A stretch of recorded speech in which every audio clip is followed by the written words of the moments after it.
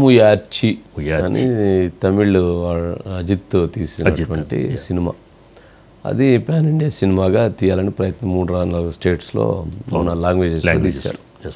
అయితే ఆ సినిమాకు సంబంధించి గేమ్ చేంజరు ఈ రెండు ఒకేసారి వద్దు, 1వ తారీఖు న్యూ ఇయర్కి విడాముయార్చి పెట్టేసి తర్వాత గేమ్ చేంజరు అని అనుకున్నారు. బట్ అనుకోకుండా విడాముయార్చి నేను రిలీజ్ కాలేదు. అంటే ఇప్పుడు ఇక్కడ ప్రొడ్యూసర్స్ పాపం వాళ్ళు వీళ్ళు మరి ఒకేసారి వస్తే 2 థియేటర్స్ మరి కలెక్షన్ మొత్తం ప్రాబ్లం అయింది. మరి దాంతో మరి ఎందుకు ఆగింది తెలియదు కదా, మొత్తానికి విడాముయార్చి టక్కున పోస్ట్పోన్ చేశారు. మరి వాళ్ళు సంక్రాంతికి వచ్చి వీళ్ళు సంక్రాంతికి వస్తే మరి ఏమైంది అనే దాని మీద ఒక పెద్ద కన్ఫ్యూజన్ నడుస్తుంది. ఓం గారు, అజిత్ ఫ్యాన్స్ కండి చాలా కొత్త సంవత్సరం ఒక పెద్ద షాక్ అండి ఇది. ఎందుకంటే 2023 సంక్రాంతికి రిలీజ్ అయిందండి అతను తెగింపు సినిమా. 2024 సినిమా లేదండి, 24 అంతా ఆయన 2 సినిమాలు చేశారండి. ఒకటేమో లైకా మూవీస్ వాడికి విడాముయార్చి అండి, ఇంకోటేమో మన మైత్రి మూవీ మేకర్స్ కి గుడ్ బ్యాడ్ అగ్లీ అండి. విడాముయార్చిని ఎట్టి పరిస్థితుల్లో దీపావళికి రిలీజ్ చేస్తా ఉన్నారు, చేయలేకపోయారండి. వీళ్ళేమో పాప సంక్రాంతికి వస్తామని చెప్పారు మైత్రి మూవీ మేకర్స్ వాళ్ళు. సరే అజిత్కి తెలుగులో కూడా బాగానే ఫ్యాన్స్ ఉన్నారు కాబట్టి సంక్రాంతికి ఆ గుడ్ బ్యాడ్ అగ్లీని సినిమాని మనం రిలీజ్ చేసుకుందాం, మన ఎలాగో స్ట్రైట్ తెలుగు సినిమాలు ఏం లేవు కదా కాబట్టి ఇది రిలీజ్ చేద్దాం సంక్రాంతికి అనుకున్నారండి. కానీ లైకా వాడు ఏం చేసింటే లేదు దీపావళికి మేము రాలేకపోయాము, సంక్రాంతికి వస్తాము కాబట్టి దయచేసి అని అజిత్ని ఒప్పించుకునండి. వాళ్ళు సంక్రాంతికి వస్తున్నట్టుగా అనౌన్స్ చేశారండి. వీళ్ళు వాయిదా వేసుకున్నారు. ఏది మొన్నటి దాకా కూడా అండి సంక్రాంతికి వస్తాం చెప్పిన మైత్రి మూవీ మేకర్స్ వాళ్ళు వాయిదా వేసుకున్నారండి.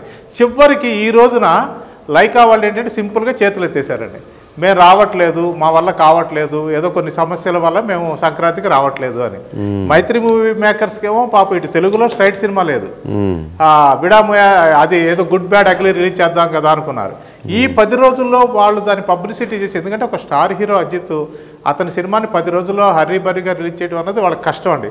కానీ ఏమన్నా రేపు ఎల్లుండిలో ఏదైనా వాళ్ళు కరెక్ట్గా ప్లాన్ చేసుకుని 14వ తారీఖు వద్దాం అనుకుని ఏమన్నా గుడ్ బ్యాడ్ అగ్లీ సినిమా అది కూడా షూటింగ్ అయిపోయింది, పోస్ట్ ప్రొడక్షన్ వర్క్ కూడా కంప్లీట్ అయింది కాబట్టి 14కి వస్తారేమో చూడాలండి. ఒకవేళ వాళ్ళు రాకపోతేనండి అది గేమ్ చేంజర్కి లాభం అండి. ఎలా అంటే ఈ రోజు తెలుగులో రిలీజ్ అవుతున్న సంక్రాంతి సినిమాలు అండి 3 సినిమాల్లో 2 సినిమాలు ఓన్లీ తెలుగులో అండి. సంక్రాంతికి వస్తున్నాము డాకు మహారాజు, కానీ గేమ్ చేంజర్ ఒక్కటే ఇటు తెలుగు అటు తమిళ్ హిందీలో కూడా రిలీజ్ అవుతుంది. ఎప్పుడైతే తమిళనాడులో అజిత్ సినిమా లేదో number of theatres game changer కి దొరికే ఆస్కారం ఉంటుంది. పైగా దానికి డైరెక్టర్ శంకర్ కాబట్టి కొంత తమిళనాడులో ఒక క్రేజ్ అయితే ఉంటుందండి. ఆ రకంగా దిల్ రాజు గారికి గేమ్ చేంజర్ వల్ల సంక్రాంతిలో అజిత్ సినిమా రాకపోవడం వల్ల ఒక లాభం అయితే జరిగే ఆస్కారం ఉంటుందండి. అయితే ఆ సినిమా ఏ స్థాయిలో ఏంటంటే మొత్తానికి రామ్ చరణ్ లుంగి పైకి ఎత్తి కట్అవుట్ మాత్రం విజయవాడలో అంత పెద్ద భారీ కట్అవుట్ మొత్తానికి అదేదో వెరైటీగా ఉంది. ఇవాళ ఏమైనా మళ్ళీ కొత్త కొన్ని పోస్టర్స్ రిలీజ్ చేశారు, సినిమా పబ్లిసిటీ పోస్టర్స్ అనుకుంటా. దాంట్లోనే ఏమన్నా వైట్ అండ్ వైట్ వేసి మళ్ళీ దాంట్లోనే ఏమన్నా పొలిటీషియన్ లాగా కనిపిస్తున్నాడు. ఎక్కడ చూస్తేనేమో లుంగి ఎగ్గట్టి మాస్ దీనిలాగా కనిపిస్తున్నాడు.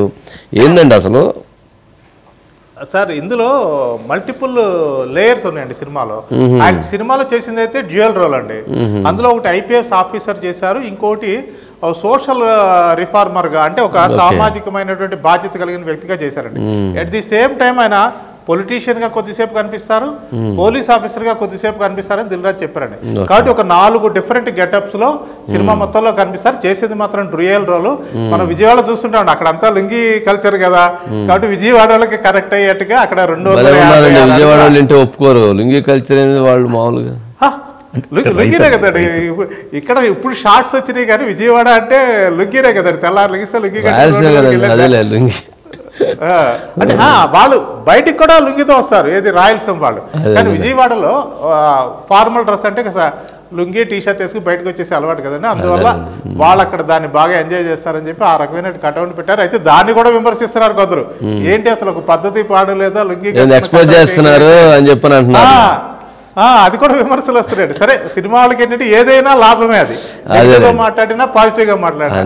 కాబట్టి ఆ రకంగా రామ్ ఇవాళ రిలీజ్ చేసిన పోస్టర్ ఇది కూడా చాలా ఆసక్తి అయితే సినిమా మీద బాగా కలుగుతుంది సార్. Okay okay okay.